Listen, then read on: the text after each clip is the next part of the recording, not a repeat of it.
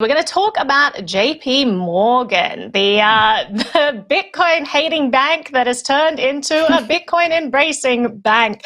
So they've completed their transformation from never Bitcoin to now launching an in-house Bitcoin fund for private bank clients. It's a passive Bitcoin fund in partnership with NYDIG. Now, of course, we all remember the CEO of JP Morgan, Jamie Dimon. He has just over the years been on a tear when it comes to Bitcoin. He said that he would fire JP Morgan employees who traded Bitcoin. He's called it a fraud. Like, he has really dug in. And now that it's shown that Bitcoin is here to stay and customers want it, he's changed his tune a little and said, well, I still don't like it, but I'll give customers what they want. So it's kind of this compromise they seem to have reached, and now they have launched it this week. So I'm going to throw this to the group for your thoughts on this transformation. I'll start with you, Adam.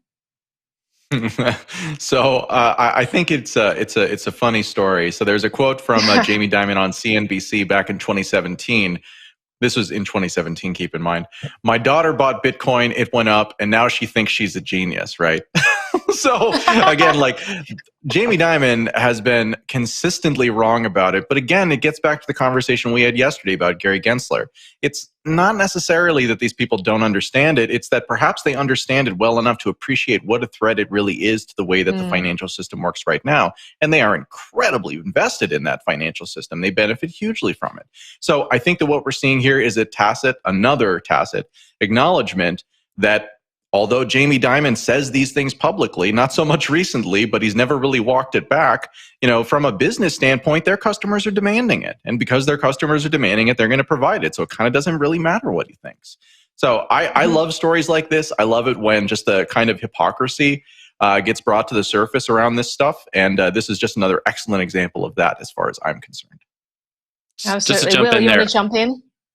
Yeah, to Adam, to your point, like, I think to some degree that matters, but to a whole other point, it doesn't, just because Jamie Dimon's like a figurehead in the CEO there. He's still offering this to his clientele. So like whatever his like motivation for it, I think is more interesting here. Like, does he want his clientele to be able to have access to these products? Like, there's a whole other lot of products that he could offer that have a similar risk profile to Bitcoin.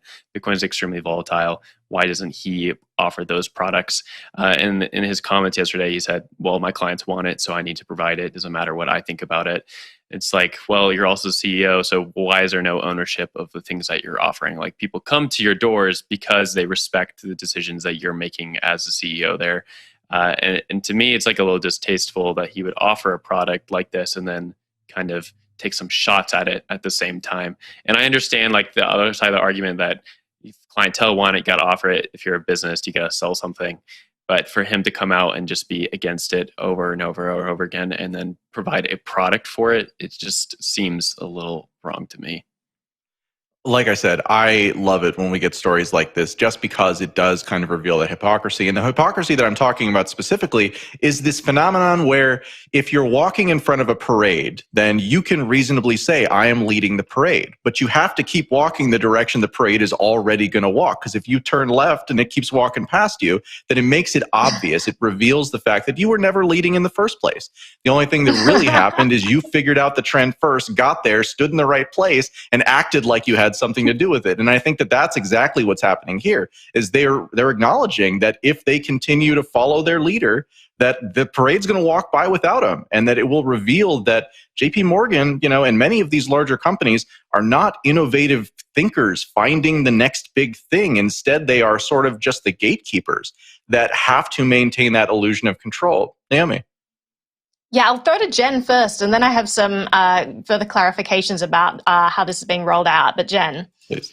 Yeah, I was just going to say what I liked about the story is there's still client demand, so much so that Jamie Dimon has to offer these products. And that's despite what's happening with regulation. That's despite what's happening with the climate narrative. That's despite the price going down. So it was I always take a positive thing away from these stories. That was my positive take from the story. You try so hard, Jen. I really do.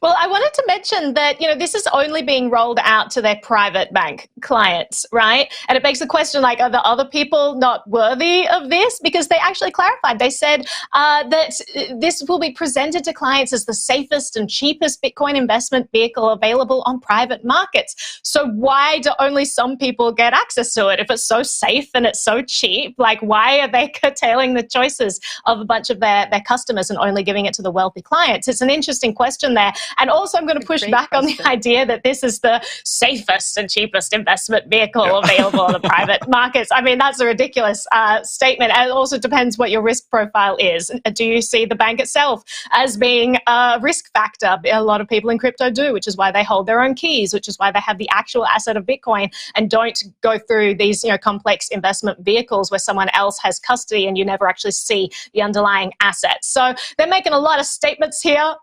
They're talking a lot of talk, but at the end of the day, they're kind of rolling out this narrow product just to their wealthy clients, which is kind of interesting.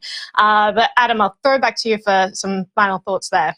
Well, I'll just say that as far as like why roll this out to wealthy clients or to their wealthiest clients versus doing something else, why position it as the safest and cheapest option versus something else? Well, because those are the most important clients to JP Morgan. So, I mean, of course, like they have to be competitive there. Otherwise, like that's the whole business effectively.